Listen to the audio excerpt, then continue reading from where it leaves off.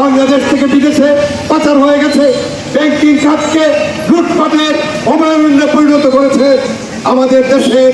তার সহযোগী যারা ছিলেন, তিনি ইতিমধ্যেই অ্যারেস্ট হয়েছেন। সালমান এফ রহমান, আপনারা শুনেছেন সালামের কথা, যারা আমাদের দেশের সিংহভাগ অর্থনীতিকে পঙ্গু করে গেছে। আজকে তাদের কারণে আমাদের দেশ এরকম একটি অস্বস্তিকর অবস্থার মধ্যে পড়েছে।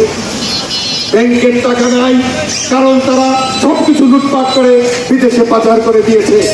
আজকে আমরা এই ধরনের এই সময়ে আমরা বলতে চাই যে যারা এর জন্য দায়ী, সেই প্রকৃত দায়ী এবং দোষীদেরকে অবশ্যই আইনের আওতায় আনতে হবে, তাদের বিচার করতে হবে।